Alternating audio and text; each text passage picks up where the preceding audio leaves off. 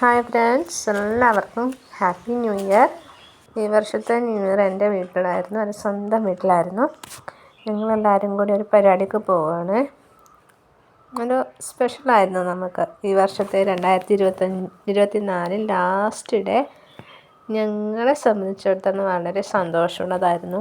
അതിന് കുറേ കാരണങ്ങളും ഉണ്ടായിരുന്നു.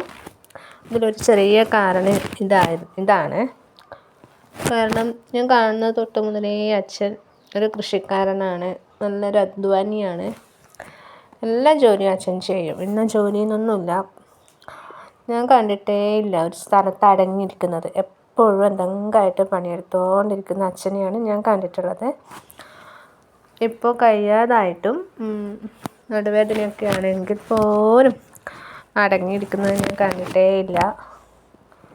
അച്ഛന് വയലുണ്ട്, വയലിൽ കൃഷി ചെയ്യും. വാഴ, മരക്കേങ്ങ്, അങ്ങനെ പച്ചക്കറികൾ എല്ലാവർക്കും കൃഷി ചെയ്യും. ആദരവ് കിട്ടി നാട്ടുകാരുടെ മുന്നിൽ.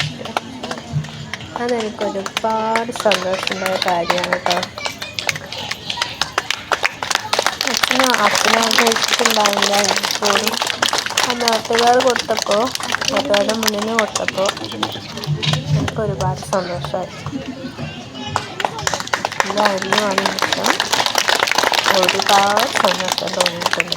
അതാ പറഞ്ഞത് 2025 ലാസ്റ്റിലെ നമുക്ക് വളരെ സ്പെഷ്യലായിരുന്നു. ഞങ്ങളെല്ലാവരും ഉണ്ടായിരുന്നു വീട്ടിൽ. ഒരു മൊമെൻ്റ് വീട്ടിൽ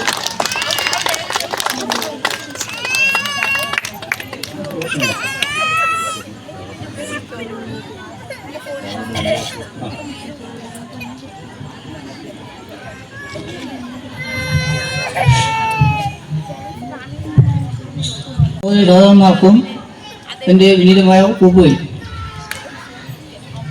നാം ഇവിടെ ഇപ്പോൾ സമ്മേളിച്ചിരിക്കുന്നത് 2025 പുതുവർഷത്തെ ആദരിക്കുവാൻ വേണ്ടിയാണ്. ഇനി ഏതാനും മണിക്കൂറുകൾ കഴിഞ്ഞാൽ 2025 നമ്മൾ കടന്നു ചെല്ലും.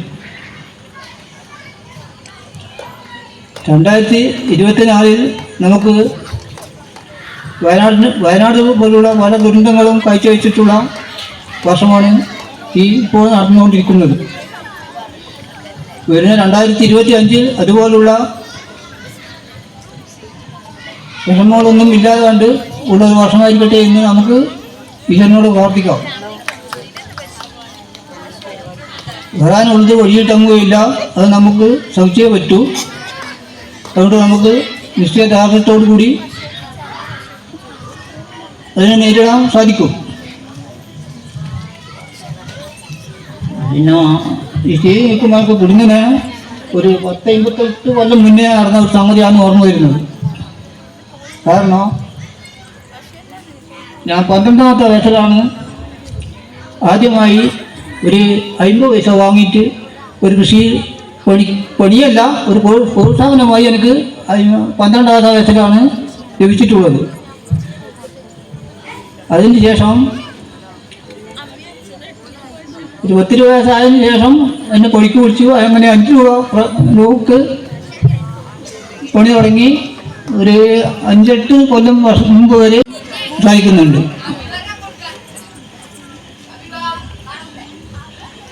ഈ ആദരവ്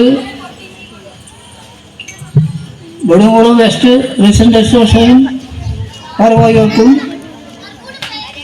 അതിന് പിന്നിപ്പോൾ പ്രവർത്തിച്ച സംഘാടകരോട് ഞാൻ കടപ്പെട്ടിരിക്കുന്നു.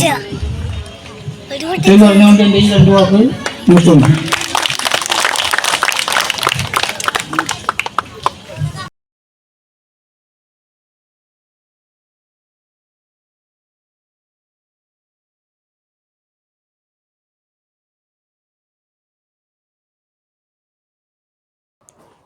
അങ്ങനെ അച്ഛനൊരു ആദരവ് കൊടുത്തപ്പോൾ ഞങ്ങൾക്ക് ഒരുപാട് സന്തോഷമായി.